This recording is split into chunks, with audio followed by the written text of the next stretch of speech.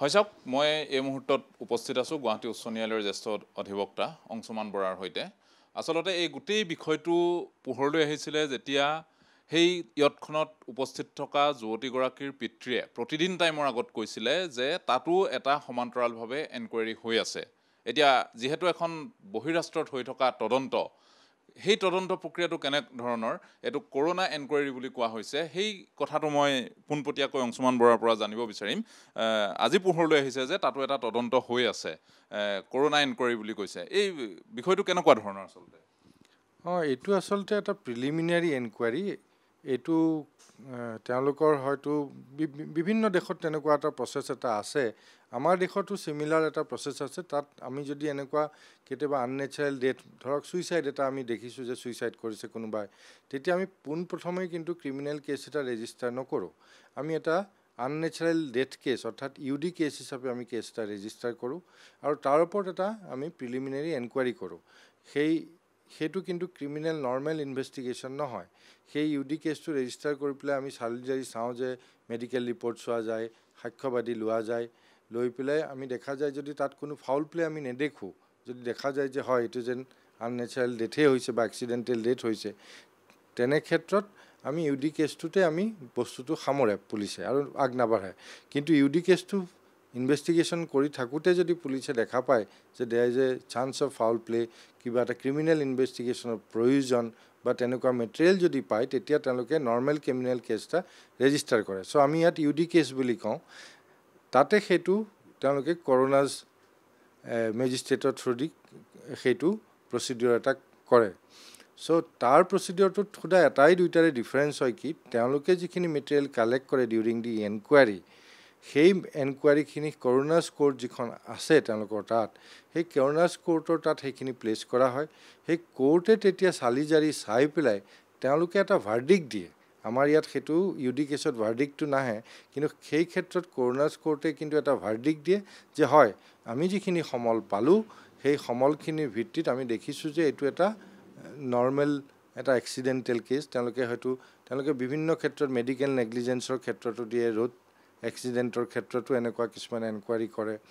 চ' সেইটোৱে প্ৰচেছটো প্ৰায় একেই, সোধা তেওঁলোকৰ ইয়াতে এখন কোৰ্টে আল্টিমেটলি এটা অপিনিয়ন দিব যে এইটোত আমি কোনো ফাউল প্লে আমি দেখা নাই, ইটছ এ এক্সিডেণ্টেল ডেথ। এতিয়া প্ৰশ্নটো হৈছে সেই এনকুৱাৰীয়ে ছিংগাপুৰত যিটো তদন্ত চলি আছে বা সেই কৰোনাৰ এনকুৱাৰী হৈ আছে, সেই প্ৰতিবেদনে আমাৰ ইয়াত যিখন SIT-য়ে সুকীয়াকৈ তদন্ত কৰি আছে, সেই তদন্তত সহায় কৰিব নে, সেইখিনি আনিব পৰা যাব নে, তেনেধৰণৰ আহিলে সহায় হ'ব নে, তেনেকুৱা কিবা চৰ্ত আছে নি যে বিদেশত এনকুৱাৰী হৈছে সেইখিনি আমাৰ SIT-য়ে মানি নল'ব, তেনেকুৱা ধৰণৰ কিবা কথা আছে নেকি? নহয়, তেওঁলোকে যিখিনি মেটেৰিয়েল পাব, সেইখিনি আমাৰ ইনভেষ্টিগেশ্যনৰ আওতাত পৰিবই লাগিব। নহ'লে এই ইনভেষ্টিগেশ্যনটো অকল অসমত কৰিলে সেইটো এটা আধৰুৱা ইনভেষ্টিগেশ্যন হৈ থাকিব। চ' তাৰ ফলত হয়তো যিখিনি অভিযুক্ত তেওঁলোকৰ কাৰণে বহু সহায় হ'ব পাৰে।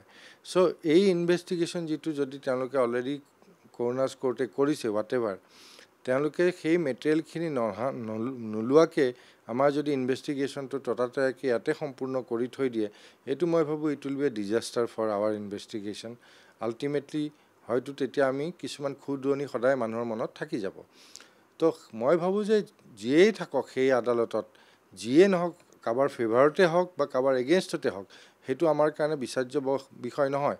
কিন্তু সেই মেটেৰিয়েলখিনি অনাটো খুব প্ৰয়োজনীয় বিষয়। ইট মে গ' in favour of the accused, it may not গ' in favour of the accused, সেইটো ইমান ডাঙৰ কথা নহয়। কিন্তু আমি বিচাৰোঁ যে এটা মানে পানী নসৰকা বায়াছ ইনভেষ্টিগেশ্যন নহওক, ইনভেষ্টিগেশ্যনটো প্ৰপাৰলি হওক। মানুহে অৰ্থাৎ জানক, সত্যটো জানক, মানুহে সত্যটোহে জানিব বিচাৰিছে, তাৰ ওপৰত ভিত্তি কৰি ন্যায়টো হ'ব। গতিকে এইটো ক্ষেত্ৰত আৰু এটা কথা দেখা যায় যে ইতিমধ্যে বহু ক্ষেত্ৰত উল্লেখ কৰা হৈছে, এমলেটৰ কথা উল্লেখ কৰা হৈছে, আমাৰ আৰক্ষী গৈ তাত তদন্ত কৰিবগৈ পৰা নোৱাৰাৰ কথা এটা আছে, এইবোৰ বহুত পাৰ্মিশ্যনৰ কথা আছে, দীঘলীয়া পাৰ্মিশ্যনৰ কথা আছে। কিন্তু মই এটা কথা জানিব বিচাৰিছোঁ যে তদন্তকাৰী আৰক্ষীয়ে প্লেচ অফ অকাৰেঞ্চ বুলি যিটো কোৱা হয়, যে দুৰ্ঘটনাস্থলীলৈ নোযোৱাকৈ তাৰ পৰা তথ্য পাতি গ্ৰহণ নকৰাকৈ যদি ইয়াত আদালতত সেইখিনি জমা দিয়ে, চাৰ্জশ্বীট দাখিল কৰে, সেইখিনি গ্ৰহণযোগ্য হ'বনে? আদালতে দোষীক সাব্যস্ত কৰিব পাৰিবনে তেনেধৰণে? নহয়, সেইটো আমাৰ ইটছ নট নেচেচাৰী যে তেওঁলোকে যাবই লাগিব। যোৱাটো ইম্পৰ্টেণ্ট নহয়, তাৰ পৰা এভিডেঞ্চখিনি কালেক্ট কৰাটো মোৰ ইম্পৰ্টেণ্ট।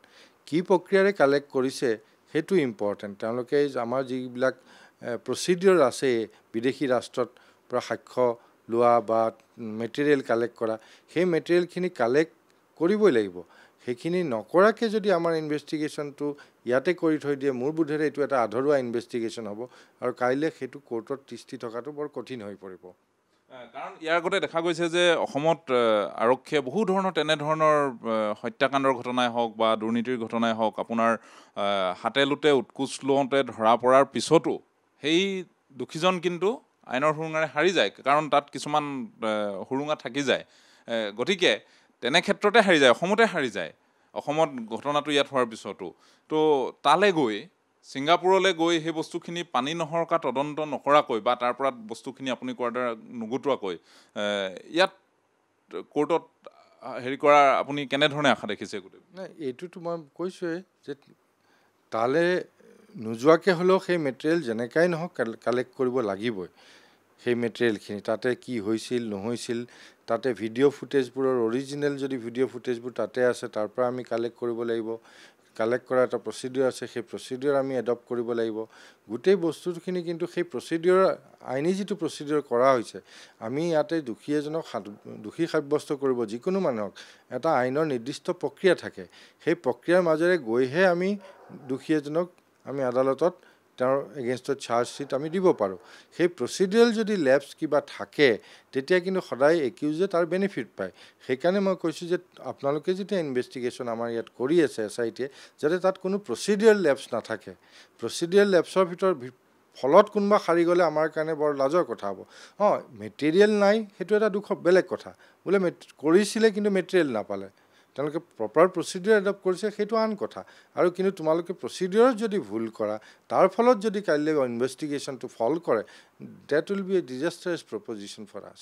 এতিয়া দেখা গৈছে যে প্ৰায় 20 দিন পাৰ হৈ গৈছে, যদি তাৰ পৰা কোনো সংগ্ৰহ কৰা নাই, তেনেধৰণৰ সামগ্ৰী যদি সংগ্ৰহ কৰা নাই, এতিয়ালৈকে যোৱা বা চৰকাৰেও ক'ব পৰা নাই যে অসম আৰক্ষীয়ে সেইখিনি তাৰ জৰিয়তে আনিব, ছিংগাপুৰ আৰক্ষীৰ জৰিয়তে আনিব ইয়ালৈ।